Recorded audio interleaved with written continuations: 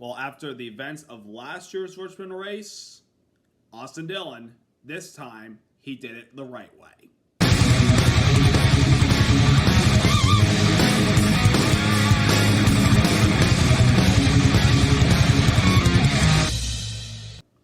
Hey there, race fans. It's Race Day Top 5 with me, Frank 5. Richmond Raceway, the little track located in the Commonwealth of Virginia. A track under the lights. It makes for some entertaining racing. And we got a lot of that last night with some interesting tire wear, differing strategies as far as pitting early versus pitting late, comers and goers, a couple of miscommunications, some incidents in the middle of the second stage, and another upset winner. These races to make the playoffs have been absolutely chaos. And with one race left to go, it will be chaos. But last night, we had another shakeup in the playoff grid. Let's get into all that happened last night at Richmond. Number one, Dillon does it right. Last night, Austin Dillon scored his first win of the 2025 Cup Series season by winning the Cookout 400 at Richmond Raceway. The same race he won last year, but in controversial fashion. This time, he did it right. Cleanly and with no incidents whatsoever, he won the Cookout 400 ahead of Alex Bowman, Ryan Blaney, Joey Logano, and Austin Cindric. A big win for Austin Dillon and for Richard Childress Racing. And I say this is a big win because this racetrack owed Austin Dillon winner. He decided to make up for the one that cost him his playoff chances last year. If you all remember the events of last year's Richmond race, Austin Dillon late in the going was on his way to actually winning the race cleanly and just hands out dominating the end of the race until we had a caution right in front of him with 2 laps to go that brought out a green-white checkered finish. And Joey Logano was able to take the lead from Austin Dillon on the white flag lap, and it looked like going to turn 3, it was going to be Logano's race to win. But Austin Dillon came in with a full head of steam from behind, carrying so much momentum deep that he got into the back of the 22 car, sending Logano around. And then as Austin Dillon tries to get momentum back, here comes Denny Hamlin on the inside off of turn 4. Austin Dillon comes down the track, right rear hooks the 11 car into the outside wall, and Austin Dillon goes on to win the race. Let's just say a lot of people, drivers, fans, and teams, and the NASCAR officials were absolutely unhappy with Austin Dillon's actions at the end of the race. NASCAR gave a penalty to Dillon saying, you get to keep your win. It will stand. But your playoff eligibility is stripped for your actions. And what Austin Dillon did at the end of last year's race was unacceptable. It really was. Now, he gets to keep the win, okay. But the actions that he did last year, he deserved to lose his playoff eligibility because of those actions. You can't go deep into a guy into turn 3 and 4, even though they've done that, and may not have been too big of a problem. But rear hooking a guy after the incidents that had happened in previous races, with the Larson and Bubba incident and the Elliott and Hamlin incident the year prior, absolutely uncalled for. But last night, Austin Dillon was able to put the race together at the very end and get the win and make up for last year's unfortunate ending that led a lot of people very upset at him. Last night, he did it the right way. Austin Dillon qualified in the top 15, and he had a good car in practice. And, you know, last year, a lot of people were questioning him after his practice charts, thinking, does this guy even have a chance to win last year's race? Well, of course he did. And this weekend, also, another solid car. It took him a little bit of a while until the sun went down, but his car came to life by the time we got towards the end of the second stage. 3 car definitely had some good long run speed and was really doing a really good job at managing his tires. He had a very fierce battle for the lead in the final stage with Ryan Blaney. Those two at least 15 to 20 laps side by side going at it for the lead had me on the edge of my seat thinking, which one of these guys is going to clear the other one and come out on top? Well, Austin was able to take advantage and pass the 12 car of Ryan Blaney when he eventually could, and then Dillon was able to jump onto pit road first for his final pit stop of the race to get a better advantage over the 12 of Ryan Blaney. Now, even though Blaney pits late and 4 laps difference of tires might benefit the 12 car, it didn't at the very end of the race as Blaney cooked up his tires and the 3 car was able to drive away and just manage his tires while also having to manage the lap traffic that he was running into. And most of those guys I pitted a little bit later in the stint were faster than the 3 car, so Dillon had to let them go by, but also just maintain his pace so he could get it on home without a caution that would have set up another green-white checker. It didn't happen, and Austin Dillon has won the race clean and the right way, and he is in the playoffs. Richard Childress Racing did not make the playoffs last year because of the actions of the number 3 car. None of his 2 cars made the playoffs last year. Now he has 1 car in Austin Dillon and has 1 more race for Kyle Busch to try to win and get in. Now, I know a lot of you are probably thinking, okay, Austin Dillon won this race the white way last night, unlike last year's race. That's good. But there are people saying, does this guy really deserve to be in the playoffs? I mean, listen, he won the race the right way last night. But there's been no consistency with this 3 team at all this season. And it's going to be tough for me to see this team even making it to the round of 12. Now, we've seen stranger things, and I could be proven wrong. But as great as the win was for Austin Dillon last night, I need to see consistency from him in this round of 16 to be able to advance out of it. They need to get more consistency, especially with their cars. Now, of course, the pit call that he made last night is pitting early with him and his crew chief. It was a great call with Richard Boswell, but unfortunately, I feel like this is going to be a relatively tough road for Austin Dillon in this round of 16 coming up at tracks where he's been hit or miss at. Yes, he finished runner-up at Darlington in 2020 to Kevin Harvick, but that was a long time ago, and that was with an older car. Now we have the next-gen car, and I feel like that Austin Dillon on these older tracks and older surface tracks with this car had been a little bit rough, especially at Darlington. But, again, I could be proven wrong, but you cannot deny that what the 3 car did at the end of last night, it was mighty, mighty impressive.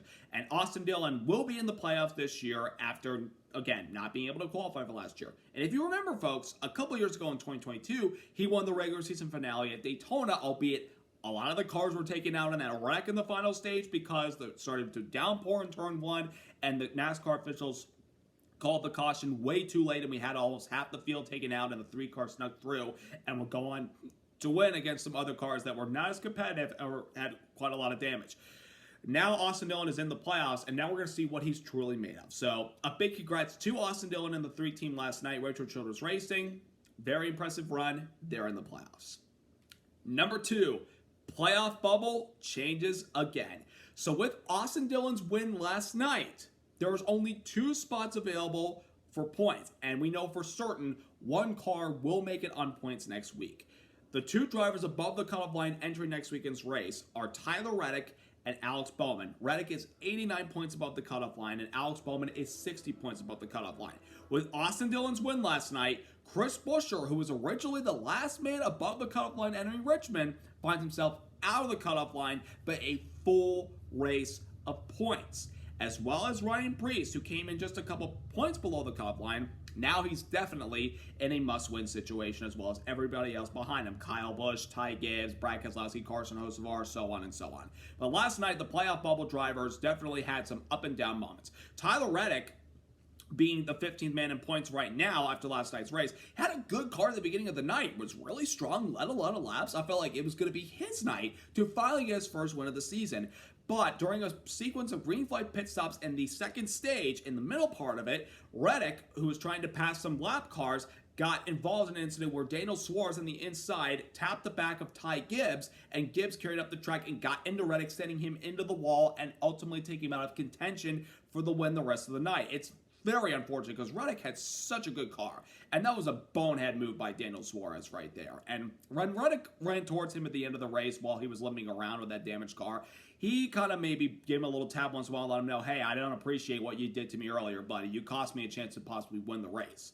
And he obviously has the right to be frustrated about that. And with that bad result, it allowed Alex Bowman to close the points gap to the 45 car of Tyler Reddick. On Alex Bowman, a second place result is a really good run for the 48 team. Don't get me wrong. It's a great run. They had a lot of stage points in the second stage. They had a very good race car last night. And towards the end of the race, Alex Bowman was the fastest car in the racetrack. However, because of how far back he was prior to those green flag pit stops, it was too little too late for him to run down the 3 of Austin Dillon, especially when he was dealing with the lap traffic, some other guys that were trying to be in the free pass position in case the yellow did come out. It was really tough for Alex Bowman to try to make up any time on the 3 car at the end of that race last night. It was a valiant effort, though. But with the 3 cars win, Alex Bowman is the last guy in above the cutoff line as of right now. And if somebody new next week wins that is not Alex Bowman or Tyler Reddick, that Alex Bowman will miss the playoffs for the second time in his tenure at Hendrick Motorsports. And I know he does not want to miss these playoffs. He's going to have to win the race, hope that Tyler Reddick wins, or hope that anybody that has won a race earlier this year gets to victory lane. He's got a really stressful week ahead of him going into Daytona, but he had a solid performance last night. Well, those two had, some positive moments with the speed that the 45 had and the finish the 48 had. The other two that were around the cutoff battle prior to the night starting and after it ending, Chris Buescher and Ryan Preece, weren't quite as fortunate. Chris Buescher, I have no idea what is going on with him. I mean, 2 weeks ago at Iowa, he was missing. I did not see him in the top 10 once. In last night's race, he was in the top 10 briefly at the start of the race, but after that, he was just struggling with that race car. They just didn't seem to have the speed. They didn't manage their tires well. It was just a very, very puzzling night for Chris Buescher as he finished outside the top 20. And of course, now he's in a must-win situation. But thankfully, he won the night race at Daytona 2 years ago, even though he's already in the playoffs. He could do it again, although he'd probably have to lock out two of his teammates, and one of them being his car owner. And then we go to Ryan Preece, a track that I definitely expected Preece to be a factor last night. Early on, it looked like he was going to be one of the guys to beat, starting on the pole, leading the opening part of the laps. Now, did fall out of stage points because he gambled to go that entire first stage without pitting, while many of the other cars did. He forfeited pitting in the first stage so he could have an extra set of tires for later on. Well, unfortunately, it didn't prove to be his friend because there was a lot of changing of strategies, especially with some caution flags, and at the end of the race, Ryan Preece had brake problems that dropped him back to 35th place. Ouch. Definitely sucks to see that happen to Preece, who's definitely had a career year, a really good year with the new expansion car at RFK Racing. But with the circumstances last night, with the three-car winning, both the RFK cars of Buescher, Preece, and Brad Keselowski, who finished 9th last night, those three drivers are all in must-win situations next week. And it'll be very interesting to see if all three of them are working together at the end of the race. But if we're coming off of turn 4 to the checkered flag and the opportunity to win and make the playoffs is right there, these guys are going to be in a free-for-all towards the end of that race. Again, it's not exactly what may happen. It could happen. Is it definite it's going to happen? Absolutely not. But this playoff bubble changed a lot last night with the three-car winning.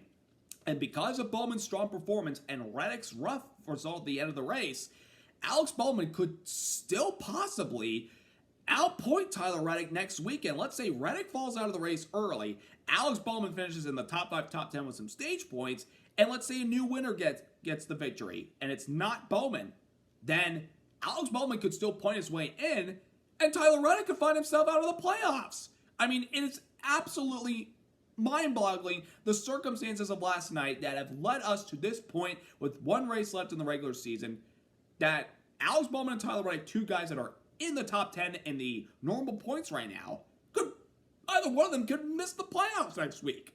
But if we don't get a new winner, those two will make it in. And I definitely don't think it's possible for those guys. It's mathematically impossible, actually, for everybody below Alex Bowman being 60 points or more to point their way in. So it's going to be a battle next week for these guys, a battle of survival. And the bubble took a turnaround last night. Number 3, strong effort by all the Penske cars. Yeah, that's right, Team Penske, all three of their cars had phenomenal runs last night. Ryan Blaney with a 3rd place result, Joey Logano in 4th place, and Austin Cindric in 5th place. Starting off with Ryan Blaney at a track where he has been hit or miss for a lot of the time he's been in the Cup Series at this racetrack. Last night was by far Blaney's best performance at this racetrack. He qualified pretty decently. They had a very good car when the sun went down, the lights came on. They had a relatively good short run speed. Long run speed, there was definitely some there, but I feel like at the final stage of the race, especially with the battle he had with Austin Dillon for the lead, he used up his tires a lot, the rears, and he was complaining, and he called into his crew chief, we got to come in, we got to put on some new tires. And once he pitted 4 laps after the 3-car pit, I felt like it could benefit Blaney going forward if the 3-car would to maybe burn his tires, Blaney saves his tires, and run the 3-car down for the win. Unfortunately, that wasn't the case, as Blaney, I feel like, used up his tires, unfortunately, as well, trying to chase down Austin Dillon, and he was not able to make any ground and fell back to finishing in 3rd spot. It was still a great performance by the 12-car, and they needed this after the recent couple of races have been a little bit rotten to them prior to Watkins Glen. But a missed opportunity from last night to possibly get another win to help him in the playoffs as far as points total. And playoff points means everything. But it was still a great performance for Ryan Blaney last night. His best finish at this track with third place. Can't really be too disappointed about that. Neither could Joey Logano, finishing in fourth spot. And I say it's impressive because he started shotgun in the field last night. After he hit the wall during practice on Friday, they elected not to qualify the car, started the rear of the field by making unapproved adjustments, and they had to slowly, methodically work their way through the field with strategy, track position, as well as having a very solid race car. And they certainly had that last night. Now, do I think it was a winning race car? No. But was it a strong performance by the 22 team? Yes. And given the fact that this was his first top 5 since finishing, I think, on the top 5 at Nashville in June, this was much needed for the 22 car because the defending champion hasn't really had a championship type year this year. They have been hit, mainly miss this season. It's been really rough for Joey Logano, but last night they put together a solid race, and maybe if they can have more of those in these playoffs, Logano could be dangerous once again. So a great run by Joey Logano, the 20 team last night, given where they started. And then Austin Dillon, 5th place. I was so impressed with how he performed last night. I mean, Richmond, never really known that to be a good track for Austin Dillon, but this is by far one of his best performances of the season. And this was his second top 5 of the season. His first top 5 of the season was that win he had at Talladega in the spring. This is only his second top 5. But like his teammates, he ran well. He ran the top 10, 15 pretty much all night. They definitely had a very good car last night in that number 2 car. I mean, Team Penske definitely brought their A game to Richmond this week, and I tip my cap to the captain and all 3 of his drivers this weekend doing a phenomenal job. Now, want to see more consistency and luck fall their way if they're going to have any of their guys in the Championship 4, because they've had some tough times this year in the Cup Series, and mainly for Team Penske as far as sports go. I won't get too much into IndyCar because if you all know what I'm talking about, it's been a black eye in that program this year. But as far as their Cup program this weekend at Richmond, nothing to complain about. Top 5 finishes for all 3 of their drivers. And also, a quick shout out to their corporate teammate, Josh Berry, driving the Wood Brothers car, which is a Penske affiliate. 8th place result for him. Very, very, very, very, very good run for that 21 car. Number 4.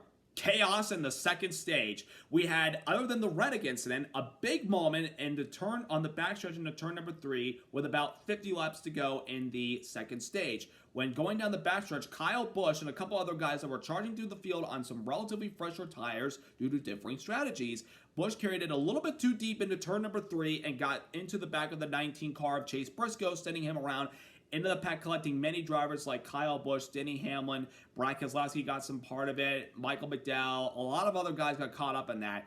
But the wrecking wasn't over, unfortunately, as once some of the cars cleared the smoke, Kyle Busch, trying to regain his car and getting back up to speed, is coming down the track of turn 4 and clips the 9 of Chase Elliott, sending him into the outside wall and also getting William Byron involved. But Byron didn't suffer too much damage.